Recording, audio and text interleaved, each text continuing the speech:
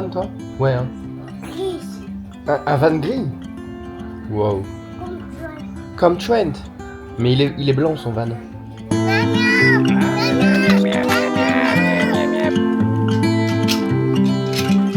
fais un robot? Viens Léo, on peut manger. Quand j'étais en France, voir un ciel comme ça, ça me dégoûtait. Et là, je vous avoue qu'avec la chaleur qu'on a eue récemment ici, eh ben, je suis bien content de voir ce temps et même d'avoir un petit peu de pluie en fait. C'est vraiment super agréable.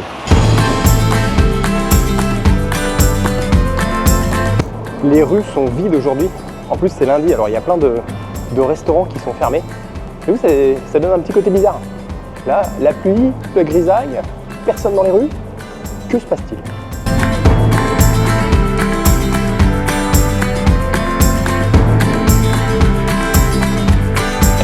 Hola, buenas. Aquí fuera. Sí. Vale, gracias. Dude, how on earth did you beat me twice to come here? Yeah, the show when you have that and you're like walking and following you, I was thinking, oh, it's that thing, it's that thing. And when you get somewhere that's very high, you know, it gives you that weird shot that I like. Yeah, it's really nice. There was a crane actually when I made that video. There was a crane parked in the street, but I couldn't reach. It was too high. You know, even jumping and everything, I was like, if I managed to fix it there, You're not gonna get it like that. Right. Ah, c'est Thursday?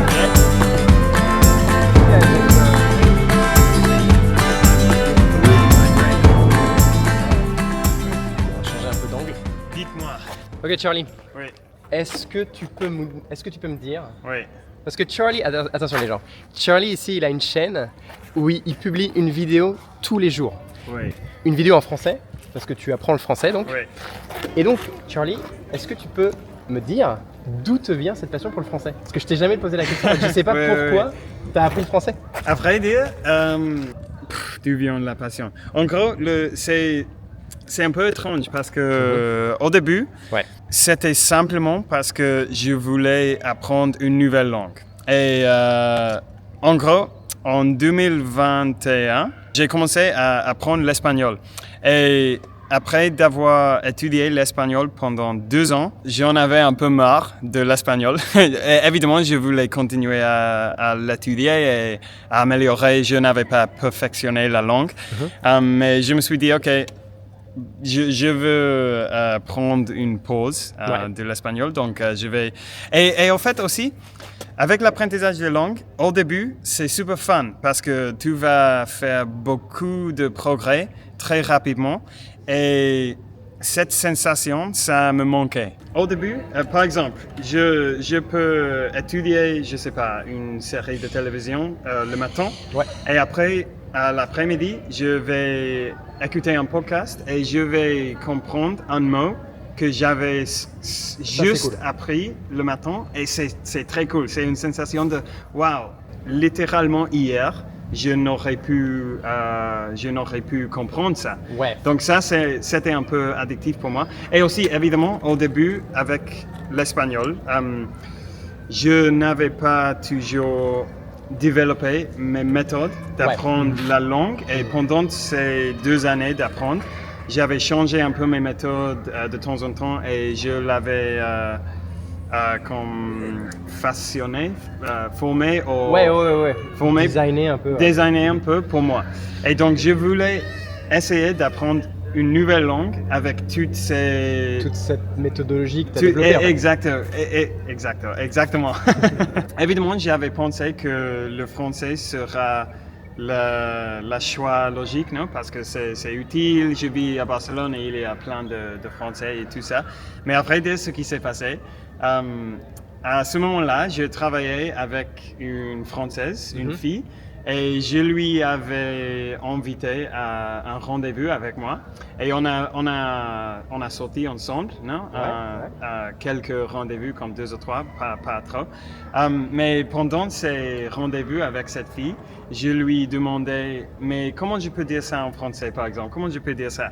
Et après, elle commençait à m'apprendre quelque chose et ça a activé Ok. une curiosité en moi pour apprendre davantage sur le français parce que la langue m'a semblé super belle, super cool. C'est très différent parce que on les appelle les langues romantiques. Moi, en je dirais les français. langues latines en français. Ok, les langues latines. Pour moi, le français, c'est le plus différent. C'est le plus différent au niveau de comment elles sont. Ouais.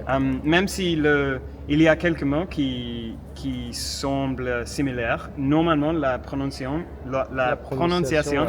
c'est totalement différent. C'est vrai. Et ça m'a semblé super cool de pouvoir parler avec cette langue et donc je me suis dit bon, je vais continuer. Et après je suis tombé amoureux de la langue parce que m'a semblé. J'ai commencé à écouter des podcasts, à regarder des séries. Et quand je suis entré dans cette boucle d'apprentissage avec le français, ça a devenu quelque chose d'addictif pour moi. Ok, cool. Et c'est simplement ça, en fait. Et je suis allé quelques fois en France aussi et il me semble un pays super cool, la nourriture, les paysages, les gens super sympas. Pour moi, ça, je sais pas. Mais tout a commencé seulement parce que j'avais marre de l'espagnol Ouais.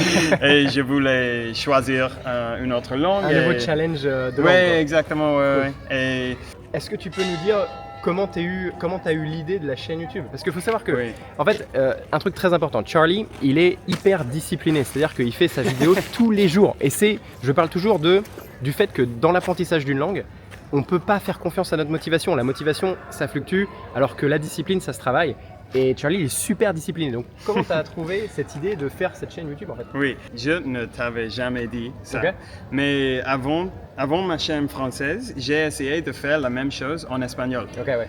Et en gros, j'ai trouvé une chaîne sur YouTube qui s'appelle Language Lords. Ok. Je ne sais pas si tu connais. J'ai déjà vu quelques vidéos, ouais. Ok, et il a une vidéo où il explique cette méthode de parler dans ta langue cible, de s'enregistrer en parlant ta langue cible. Et après, tu vas le regarder et tu vas noter tes fautes. Tu vas noter surtout pas tes fautes, mais tes lacunes. Oui, tes lacunes, ouais, c'est Tes ça. lacunes. Ce qui te manque en fait. Oui, ce qui te manque, oui, exactement. Et ça m'a semblé une idée super cool. Donc je me suis dit, ok, je vais essayer de le faire avec mon espagnol parce qu'à ce moment-là, je n'étais pas en train d'apprendre le français, seulement l'espagnol. Et j'ai fait comme 4 ou 5 vidéos sur la chaîne espagnole. Ouais, ok. Mais le problème, c'était que j'ai essayé trop de faire des contenus plus développés, non? Et après 4 ou 5 vidéos, je me suis dit, je ne me souviens pas pourquoi, mais j'ai arrêté de le faire Ouais, T'étais pas prêt à ce moment-là, peut-être pour la dose de travail. Exact, que ça c'est exactement, ouais. Et en fait, il a le même nom en espagnol, c'est En busca de palabras. C'est exactement. Nice.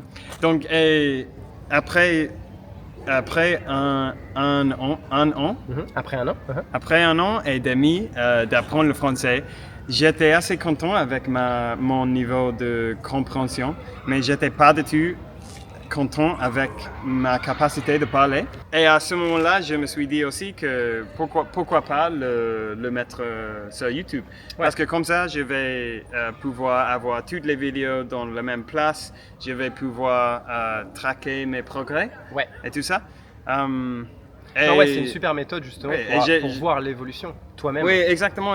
Pour t'auto-évaluer en fait. Oui, exact. Et donc j'ai commencé à le faire et je sais pas pourquoi j'ai continué cette fois, Non, mais c'est super. pas la fois avant avec l'espagnol, mais je l'ai fait et Je trouve que tu es un bon exemple de quelqu'un qui, voilà, tu as ton objectif, tu veux parler français et t'as pas d'excuses, tu y vas, tu le fais tous les jours, tu te rapproches un peu plus de ton objectif. Et je pense que c'est hyper important ça. Oui, et la chaîne sur YouTube, ça aide vraiment aussi parce que maintenant qu'il y a quelques personnes qui regardent mes vidéos, ça me donne un peu de responsabilité. Et surtout, à ce moment, je ne veux pas rater mon streak. Oui, parce que ça fait déjà 310 jours. Ouais, c'est ouf. 311 jours. Bientôt, tu vas arriver à 1 an. Ouais. C'est dingue. Et ce que je vais faire quand j'arrive à 1 an, je vais faire une vidéo un peu plus éditée, avec un peu plus de montage. Ouais, pour montrer l'évolution. Je pense que je vais prendre un clip de chaque mois depuis le début. Et ça va être comme une transformation de français en fait. Parce que c'est vraiment cool maintenant quand je regarde ma première vidéo. L'évolution elle est ouf. Je ne peux même pas me présenter en français. C'est clair. Je sais, j'ai regardé ta première vidéo. Donc c'est cool. Trop bien. Bah écoute, merci à toi. Il y a un pigeon qui me chagrine là. Hop là. Merci beaucoup en tout cas d'être passé sur ma chaîne, c'était trop cool. Merci à toi Lionel, j'apprécie vraiment.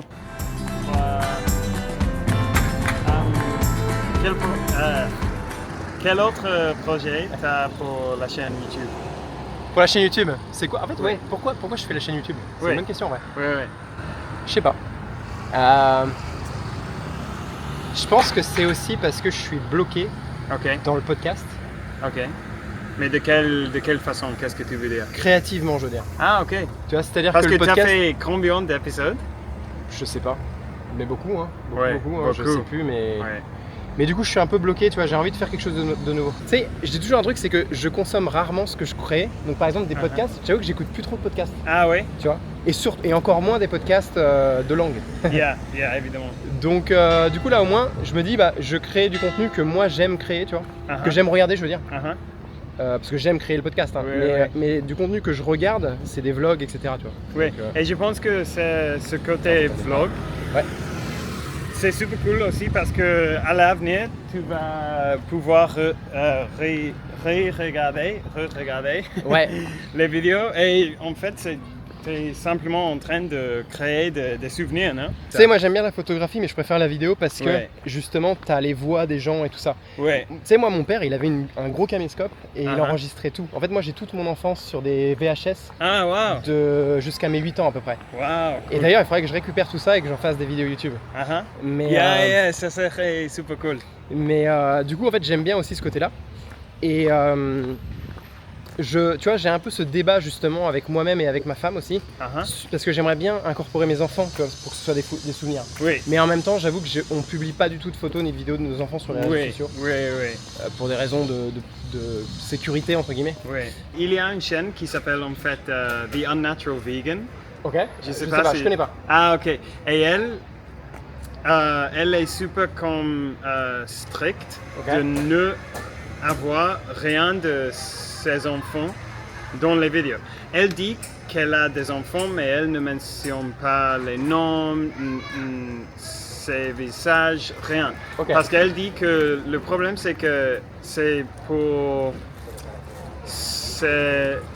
leur privacité. Oui, leur privacité, leur jardin privé. Oui, exact. Parce que peut-être à l'avenir, ils vont penser qu'ils ne voudraient pas être sur internet. Oui. Je suis d'accord avec ça, je comprends. Mais je pense que c'est un peu extrême. Oui, c'est exact.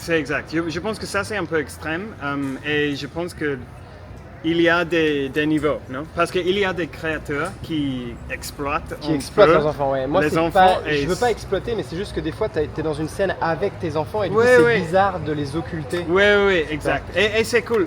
Là, je pense que la façon dont tu l'as fait, c'est totalement normal. Je pense que je vais essayer de faire ça beaucoup, tu vois. Si par exemple, j'ai une conversation avec mon fils, de voir le derrière de sa tête, tu vois, ou... ils sont là, mais c'est pas la vidéo qui est basée sur eux. Exactement. Ils sont là, mais ils sont pas le focus entier. C'est ça. Et donc ça c'est bien parce que tu as des enfants et tu vas se déplacer. Mais on le dit un peu.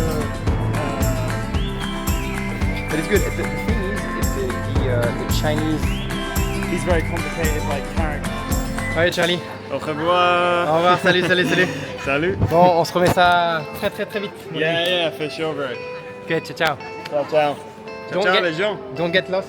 Yeah, thanks, bro. Have a good one. You call me. Ciao. Et pour terminer cet épisode, je voudrais me remercier d'avoir pris le temps d'enregistrer cette vidéo. Je voudrais remercier Charlie d'être venu me tenir compagnie aujourd'hui.